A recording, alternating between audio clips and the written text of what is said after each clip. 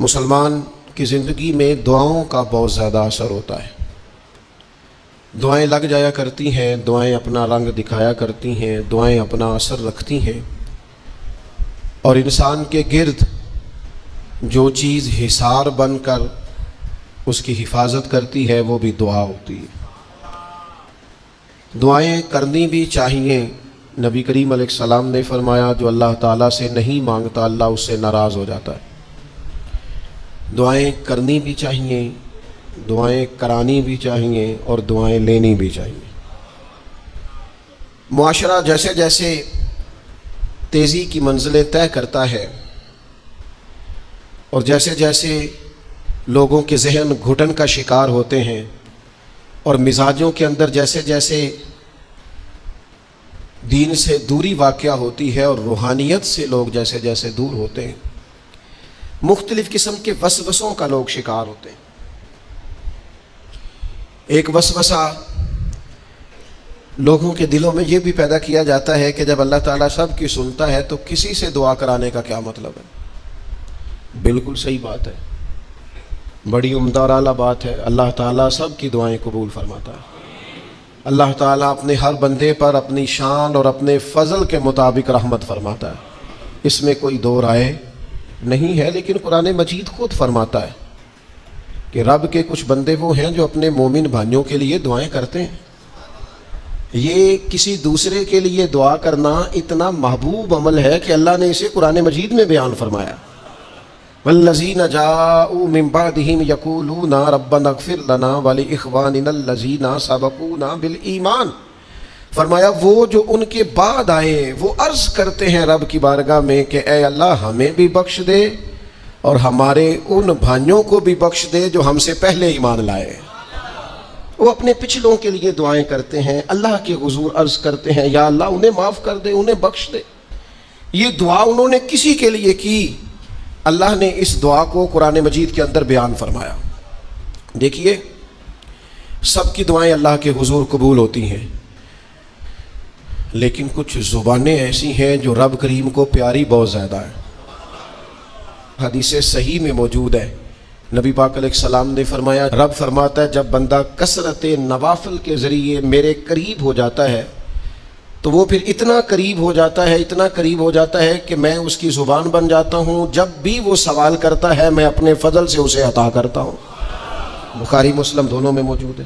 اب ایسی زبانیں جن کو اللہ تبارک و تعالیٰ کی بارگاہ سے یہ اذن مل گیا، کثرت عبادت، کثرت نوافل، زہد، ورع، تقوی، کہ اللہ کے حضور جب وہ عرض گزار ہوتے ہیں تو مالک ان کی دعائیں قبول فرماتا ہے۔ تو اب اگر کسی کو کسی ایسی زبان کی خبر آئی اور اس نے جا کے اس سے دعا کرائی اور اللہ نے اپنے فضل سے اس بندے پر رحمت کر دی اور دعا قبول ہو گئی، تو بتائیے حرج والی بات کیا ہے؟ اب اس پر بھی وسوسہ ہے کہ اللہ سب کی سنتا ہے، آپ نے فلاں کو دعا کے لیے کیوں کہا؟ اس پر بھی وسوسہ ہے۔ روحانی دنیا سے لوگوں کو دور کرنے کے لیے، اللہ کے نیک بندوں سے دور کرنے کے لیے، وہ لوگ جو مالک کریم کے قرب والے ہیں جن کو قرآن مجید نے اولیاء اللہ کہا ہے، ان سے لوگوں کا رشتہ کمزور کرنے کے لیے ایک نیا رنگ، ایک نئے انداز میں بات کہ اللہ سب کی دعائیں قبول کرتا ہے۔ تم دعا کرانے جا رہے ہو، تم نے فلاں سے کہا میرے لیے دعا کرنا، تم نے فلاں بزرگ سے کہا میرے لیے دعا کرنا، تو میرے بھائی یہ تو بڑی آسان سی سادی سی بات ہے۔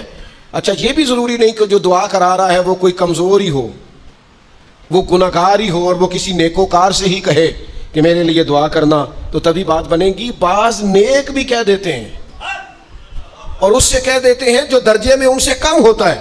کیا حضرت امام جعفر الصادق رضی اللہ تعالیٰ عنہ نے کہا نہیں حضرت داؤد طائی سے کہ میرے لیے دعا کرنا؟ کیا کہا نہیں بعض اساتذہ نے شاگردوں سے کہ دعا کرنا؟ کیا کہا نہیں کہ بعض مشائخ نے مریدوں سے کہ میرے لیے دعا کرنا؟ بھائی کیا بیٹا اپنے باپ کے لیے دعا نہیں کرتا؟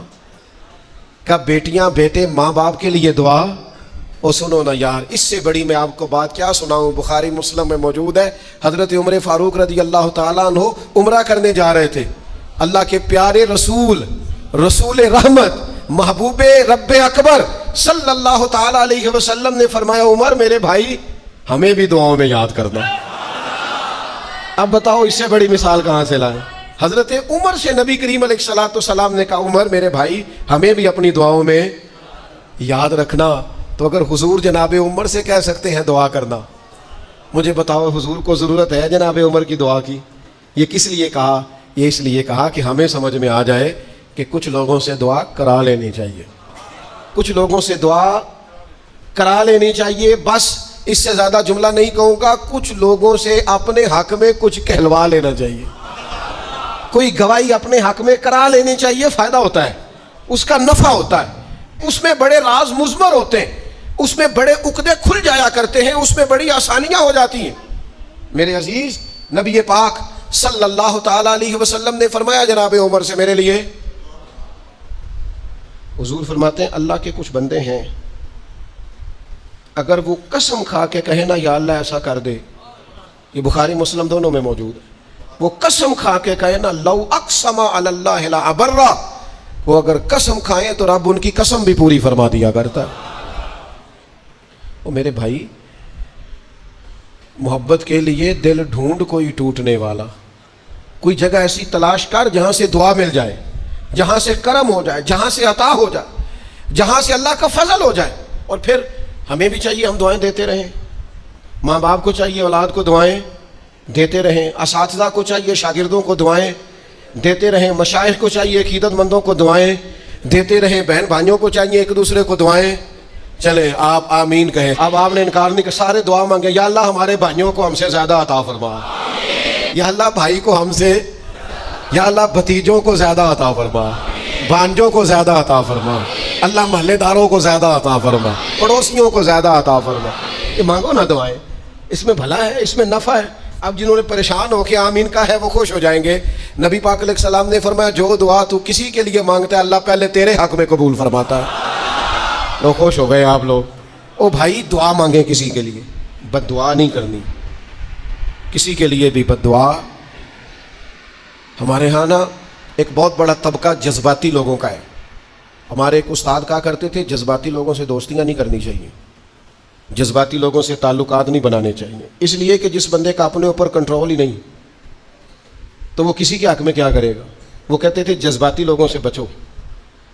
او بھائی ہم بڑے جذباتی ہو جاتے ہیں, ذرا سی شدت آئی نہیں گھر میں لڑائی, اور لڑائی بھی کس سے؟ گھر والی سے. بد دعائیں شروع کر دی, اپنے آپ کو بد دعائیں دے. لڑائی کس سے ہو رہی ہے؟ بہن بھائیوں سے. بد دعائیں شروع کر دی.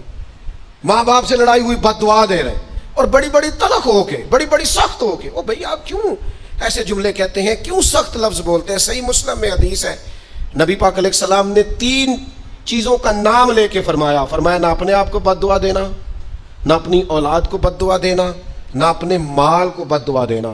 ایسا نہ ہو کہ جب تم وہ دعا کر رہے ہو تو وقت قبولیت کا ہو. کبھی بھی اپنی اولاد کو, اپنے آپ کو, اپنے اموال کو بد دعا نہ دو. کیوں ایسے جملے بولتے ہو؟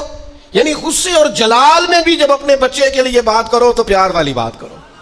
غصے میں, جلال میں, جذباتیت میں بھی بہن بھائیوں کے لیے, گھر والوں کے لیے, اپنے لیے بات کرو تو محبت والی بولی بولو. کبھی بھی اپنے لفظوں کو سخت نہ کرے. ہمارے ہاں 1 منٹ لگتا ہے, لوگ کہتے ہیں اللہ کرے میں مر جاؤں, اللہ کرے میں تباہ ہو جاؤں, اللہ کرے میں. او بھائی تو ٹھہر جا, اللہ تعالیٰ نے زندگی تجھے اپنے فضل سے عطا فرمائی ہے. تجھے کیا مصیبت بن گئی ہے؟ تو کہاں سے نکلا ہے؟ تو کہاں پہنچ گیا ہے؟ تو کیسے کہتا ہے میں مر جاؤں؟ تو اپنی جان کا مالک ہی نہیں. تو مالک ہوتا تو اپنی مرضی کے خاندان میں پیدا ہوتا, اپنی مرضی کی تاریخ کو پیدا ہوتا, اپنی مرضی کے ملک میں پیدا ہوتا. تو اپنی جان کا مالک ہی نہیں. مالک تو وہ ہے جس نے اپنی مرضی کی جگہ پہ پیدا کیا ہے, اپنی مرضی کا وقت دیا ہے. تو کیسے کہتا ہے میں مر جاؤں؟ نہیں, تو مر سکتا. اپنی مرضی سے مرے گا تو خودکشی حرام ہے, اور رب رسول کے راستے میں مرے گا تو شہادت کی موت نصیب ہوگی, ہمیشہ کی زندگی ملے گی. وَلَا تَقُولُوا لِمَن يُقْتَلُ فِي سَبِيلِ اللَّهِ أَمْوَاتٌ. لہذا جذباتی ہو کی بد دعائیں کرنا اور سخت بد دعائیں کرنا. میرے ابا جی بھینس کو بد دعا دینے سے بھی منع کرتے تھے, اور میں کبھی کبھی حیران, جب ہم نے یہ حدیثیں پڑھی نا بعد میں کہنا سا یار ان پڑھ بندے نے کی تو سبق لیا. جانور کو, بھینس کو, وہ کسی وقت وہ تنگ آتے نا تو کوئی سخت لفظ کہتا تو کہتے نہ بھائی مال نو بد دعا نہیں دئی دی. تو اس وقت تو مطلب سمجھ نہیں تھی کہ یار مطلب مال نو بد دعا نہیں دئی دی, ایڈی کیڑی میرا مطلب ہے مشکل ہے. ان بندہ ماں جنوں بھی مندہ نہ آکھے. لیکن وہ جب روایات پڑھی بعد میں تو سمجھ آئی کہ کچھ علوم کتابوں میں ہیں, اور چونکہ مسلمان سینہ بسینہ آ رہے ہیں تو کچھ تربیتیں ایسی ہیں جو لفظوں میں تو نہیں، لیکن بڑے بوڑھوں نے جو سنا سیکھا ہے وہ اپنے پلے سے باندھا ہوا ہے، انہوں نے اپنی گرہ سے اچھی طریقے سے کر کے باندھا ہے. بس دعا نہیں، آپ دعا کریں، آپ اچھے لفظوں میں. اور کوئی بندہ مل جائے نا، میں ویسے میں نے کئی دفعہ کہا ہے، پھر کہتا ہوں، آج کل نا کوئی میرے جیسے بندے کو چلو اونچی کرسی پہ بیٹھتا ہے، نماز پڑھاتا ہے، پگڑی باندھتا ہے، تو کوئی بندہ نیک سمجھ بھی لے تو دعا نہیں کراتا، فوٹو ہی لیتا ہے. پہلے لوگ دور سے آتے تھے تو آ کے کہتے تھے دعا کرانے آئے ہیں، اب وہ کہتے ہیں بڑی دور سے چل کے آیا ہوں جی، بڑی مہربانی، تو کہتے ایک فوٹو مل جائے گی. وہ اللہ کے بندے، ہم دعا دے رہے ہیں تو فوٹو لے رہا ہے. پھر ایک اور گل آج کل بڑی عام ہے، وہ کہتے جی ذرا یادگیری رہندی ہے. تو میں کہ غوث پاک دی تے کوئی فوٹو نہیں، سانو تے ہر ویلے یاد رہندے نے، کوئی فوٹو نہیں، ہمیں تو کبھی نہیں بھولے. خواجہ اجمیر کی کوئی فوٹو نہیں، ہماری نس نس میں آباد ہے. امام اعظم ابو حنیفہ کی کوئی فوٹو نہیں، لیکن ہم تو حنفی ہیں، ان کا نام لے لے کے جیتے ہیں. میرے حضرت صاحب کے ساتھ کوئی فوٹو نہیں، جرت ہی نہیں تھی، اتنے قابل ہی نہیں تھے کہ ساتھ کھڑے ہو سکے. وہ میرے گھر کبھی نہیں آئے، اور میں سمجھتا تھا گھر اس قابل بھی نہیں کہ اتنی بڑی ذات کو میں کہوں کہ تو میں کو جیتے دل بر سونا. اور کتنا سونا، او سونا تے رج کے سونا تے سونا جویں سویرا، میں کو جاتے رج کے کو جاتے کو جا جویں ہنیرا. کبھی اتنی ضرورت ہی نہیں کی، اتنی طاقت کے ساتھ کھڑے ہو کے کہیں کہ میں تیرے برابر ہوں تو فوٹو بنا، اتنی ضرورت کبھی ہوئی نہیں. لیکن کیا کریں، دور بدلا، حالات بدلے، زمانہ بدلا، طور طریقے بدلے. وہ کبھی لوگ مشائخ کے پاس دعائیں لینے جاتے تھے، کہتے تھے ہم آئے ہیں کوئی دعا کر دیں. وقت بدل گیا، 30 سیکنڈ کی ویڈیو رہ گئی. او خدا کے بندو، تھوڑا سا روحانی زندگی کی طرف آؤ، روحانی زندگی کی طرف. او بھائی دعائیں کرائیں، اپنے لیے گواہیاں پکی کریں، اپنی والدہ سے، اپنے والد سے، اپنے دادا سے، اپنے نانا سے، اپنی نانی سے، اپنی دادی سے، اپنے بہن بھائیوں سے، اپنے دوستوں سے، اپنے مرشد سے، اپنے استاد سے دعا کراؤ. ان سے کہو ایک دفعہ میرے لیے ہاتھ اٹھا دے اللہ کی بارگاہ میں. میں صحیح روایت پیش کرتا ہوں، میرے نبی کریم نے فرمایا تھا عمر فاروق سے، سیدنا عمر سے، قطعی جنتی عمر جن کا حضور جنت میں محل دے کے آئے. نبی کریم نے فرمایا تھا عمر، لوگ حج کرنے آئیں گے، جہاد کے لیے آئیں گے، اگر یمن والے لوگ آئے اور تجھے ان میں سے میرا اویس کرنی مل گیا تو عمر اس سے اپنے لیے دعا کرا لینا. عمر اویس سے دعا کرا لینا، اسے کہنا تیرے لیے دعا کر دے. حضرت فاروق اعظم ڈھونڈتے رہے، ملاقات ہوئی سیدنا اویس کرنی سے، کہا دعا کر دے یار میرے لیے. وہ ڈھونڈو، کوئی بیٹھا ہوا مجھے دور دعا دیتا ہے، میں ڈوبتا ہوں پر سمندر اچھال دیتا ہے. او بھائی اپنے حق میں دعائیں، التجائیں اللہ کے حضور. کچھ لوگوں کی عرض، میں آپ سے عرض کروں، کچھ لوگوں کو دعا لگ جاتی ہے. آپ کو جو آدمی بڑا چمکتا دمکتا اجلا نظر آئے نا، اس کا کبھی ماضی ٹٹولو گے نا تو کبھی کوئی اس کے گھر سے روٹی کھا گیا تو فقیر اور اس نے ذوق سے کھلائی تھی. کبھی پیچھے سے ٹٹولو گے تو کوئی روٹی کھا کے دعا کر گیا تھا. کوئی چند گھڑیاں دروازے پہ رہا تھا، اس نے نیکی کی تھی، دعا کر گیا تھا. کبھی ٹٹولو گے، ڈھونڈو گے تو بیمار ماں نے کسی کو دعا دی تھی کہ پتر اللہ تیرے اوپر فضل کرے. کسی کے بوڑھے باپ بیمار نے دعا دی تھی اللہ تجھے کسی کا محتاج نہ کرے. کسی نے دعا دی تھی، وہ دعا ہے جو اس کے دائیں بائیں آگے پیچھے چلتی ہے. حضرت مولا علی شیر خدا رضی اللہ تعالیٰ عنہ گرمیوں میں بھی موٹے کپڑے پہن کے پھرتے تھے. لوگوں نے کہا حضور سخت گرمی اور پھر آپ تو بڑے دلیر آدمی، جوان اور گرمیوں میں بھی موٹے کپڑے. فرمانے لگے نبی کریم نے دعا دی تھی کہ اللہ علی کو موسم کی شدت سے بچا کے رکھنا. موسم کوئی بھی ہو علی پہ اثر ہی نہیں کرتا، شیر خدا پہ اثر ہی نہیں ہوتا. موٹے پہن لوں پتلے پہن لوں، اللہ میرے جسم کو موسم کی شدت سے محفوظ رکھتا ہے. اپنے لیے دعائیں سمیٹ چکروں میں نہ پڑھیں. وہ جی سب کی اللہ سنتا ہے، کس نے کہا نہیں سنتا.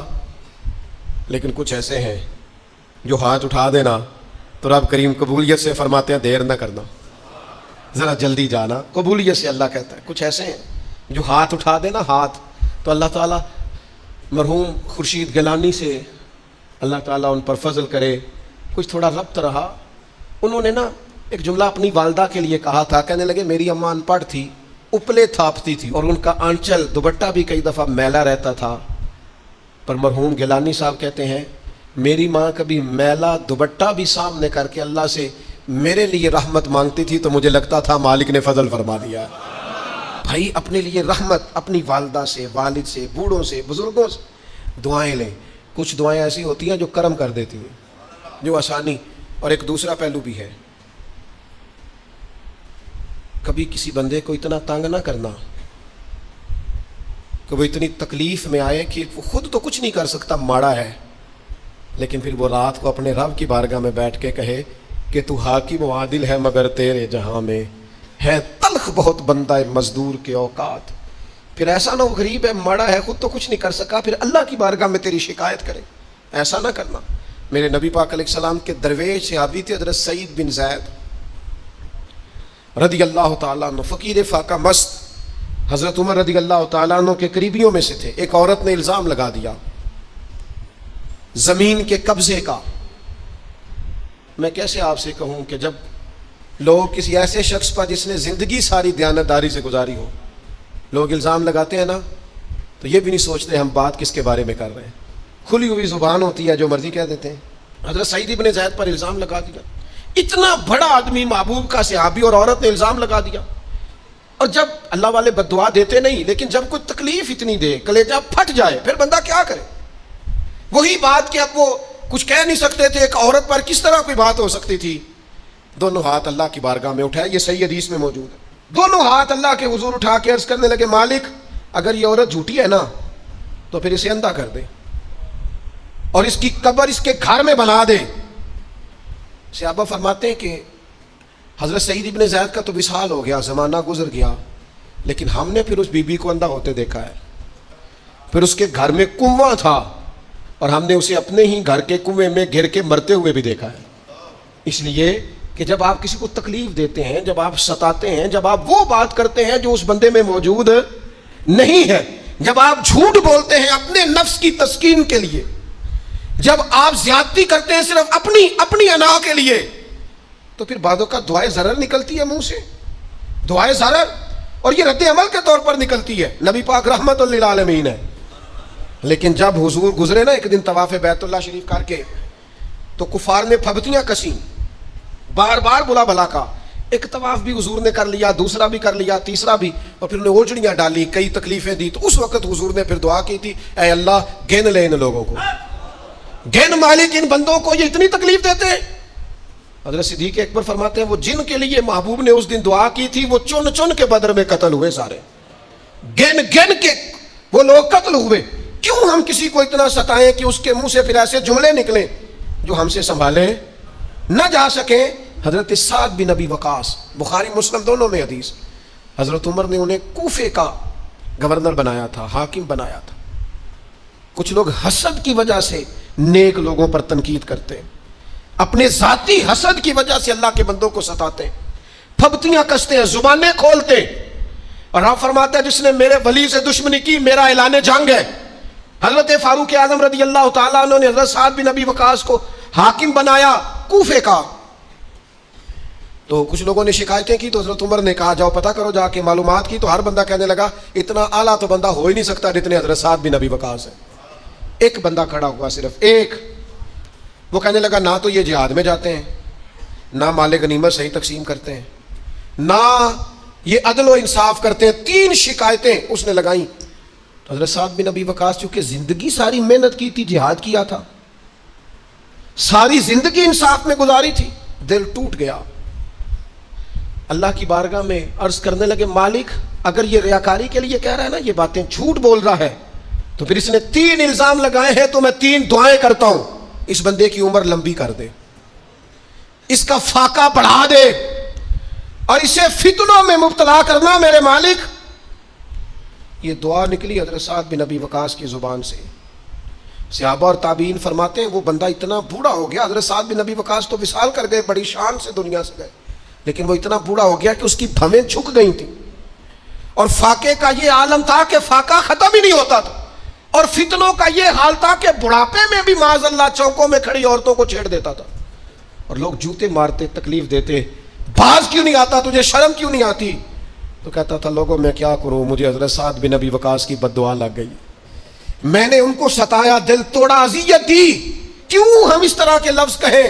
میں جانتا ہوں اس بوڑھی عورت کو جس کی بیٹی کو کسی نے بڑا ہی ستایا تھا سسرال والوں نے، اور خامد اس کا موجود نہیں تھا، تو وہ اپنے وہاں سے نکلتے ہوئے نا واپس گھر سے، تو وہ دروازے پہ کھڑی ہو کے کہہ رہی تھی حضرت صاحب میں گزر رہا تھا، حضرت صاحب گل سننا، بچیوں کا باپ کوئی نہیں، ایک بھائیا بیچارہ کدھر کدھر جائے، ہر چوتھے دن میں یہاں آ کے منتیں کر کے دوپٹے پھینک کے بچی چھوڑ کے جاتی ہوں، آج میں نے اپنا مقدمہ رب کی بارگاہ میں پیش کر دیا، آپ گواہ رہے نا، میرا جرم صرف ہے کہ میں بیٹیاں دی ماں ہوں، گواہ رہے نا آپ، میں نے مقدمہ اللہ کے حضور درج کرا دیا ہے، بیٹی کو حوصلہ دے کے جاتی ہوں، خود نہیں سوتی میں ساری رات، مجھے پتہ ہے میری بیٹی کے ساتھ زیادتی ہو رہی ہے، اور ان کو بھی پتہ ہے لے جا کوئی نہیں سکتے، بندے ماڑے ہیں، تو یہ روز ظلم کرتے ہیں، اب میں نے وہ مقدمہ درج کرا، آپ گواہ رہنا، میں نے بڑا منایا اس اماں کو، میں نے کہا اماں اتنے سخت جملے نہ کہنے لگی، کلیجہ اندر سے پھٹ گیا،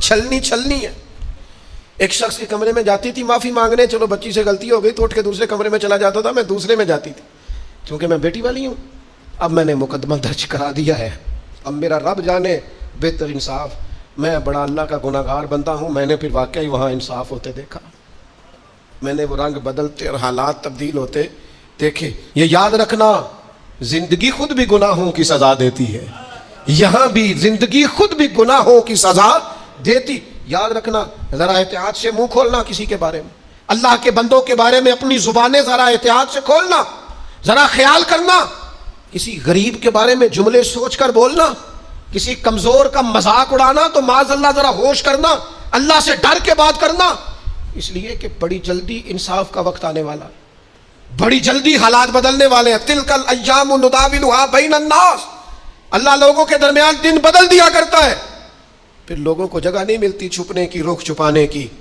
دو ہی باتیں آج آپ کے سامنے رکھی ہیں، ایک تو نیکوں سے دعا لے لو، اللہ والوں سے دعا لے لو، ماں باپ سے دعا لے لو، بزرگوں سے دعائیں، اور دوسرا بد دعاؤں سے بچ جاؤ، دعائیں ضرر سے بچ جاؤ، کسی کو اتنا نہ ستاؤ کہ بیچارہ خود کچھ نہ کر سکے اور اللہ کے حضور تمہاری شکایت کرے، بچو۔